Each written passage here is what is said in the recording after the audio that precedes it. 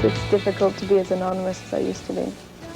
I always attracted a little bit of attention for just being a bit odd, but now people know that I'm not just that odd girl. I'm Natalie in the band. Some people just come up to me and say, "Ain't you that girl in that band?" I get a lot of that at the supermarket, or people will just say, "I know you from somewhere," and they won't know exactly where. The local paper does a lot of reporting on what we're doing.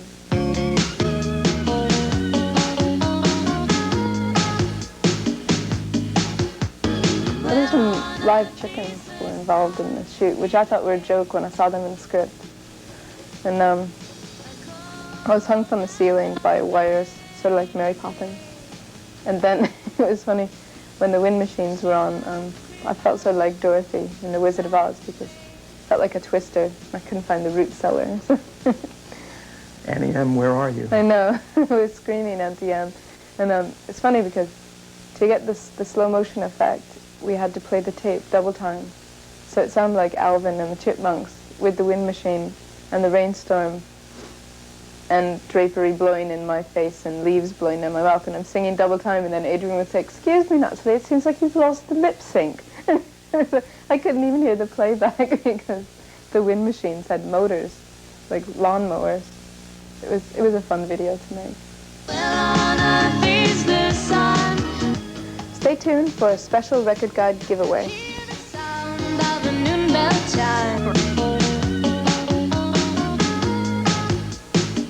The record guide has 50 of our albums to give away.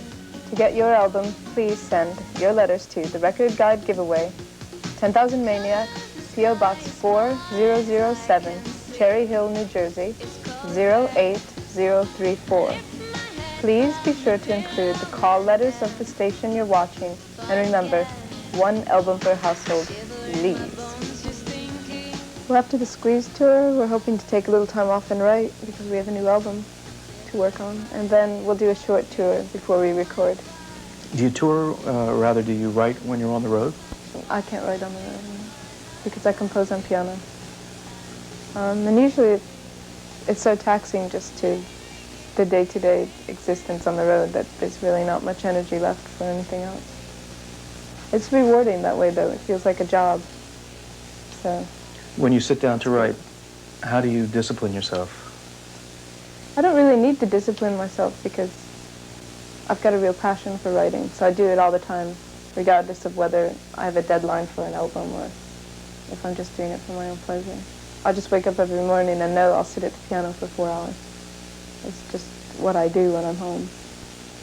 And I miss it when I'm on the road, actually. When did you decide that you wanted to be a singer? Well, one of my first memories is a close-and-play record player. And I just remember being really fascinated by that, the little voice coming out of the box. And I just wanted to be the little voice in the box, I guess. It was when I was 3 years old. Did you sing along with the records? Yeah, we sang to the records. My sister and I used to take the vacuum cleaner hose and pretend it was a microphone. And we'd sing, my mother had all the Beatles singles as they were coming out because she was a rather young mother in the 60s. So we'd sing "I Want to Hold Your Hand" with a vacuum cleaner.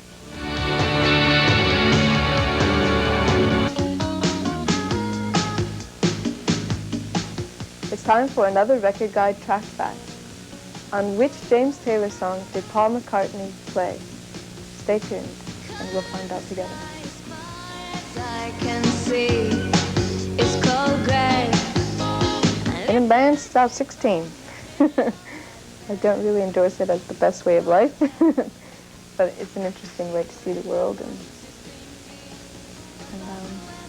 I shouldn't say that. I don't want to discourage anything. If you want to be a rock star, pop star, go ahead, try it. Do you have any advice for anyone aspiring? For this job? Sure. I think it's good to write your own material. I think that's really important. And be honest, and don't be afraid of, if what you have to say is important to you, don't be afraid of saying it. Don't really conform to whatever happens to be popular at the time, and don't worry about whether you're fashionable or not, because you create fashion. You create what's contemporary because you are contemporary.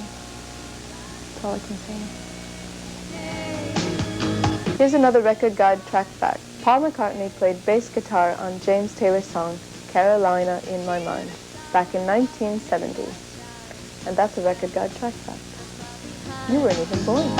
You put in about half But to come on Record Guide 88. Recording another album is really exciting. So that's what I'm putting a lot of my energy and my mind to right now. Even if I can't be composing right now, I'm thinking of what sort of content I want the lyrics to involve and the direction of the music, because we want every album to vary from the previous one. I've been smiling lately.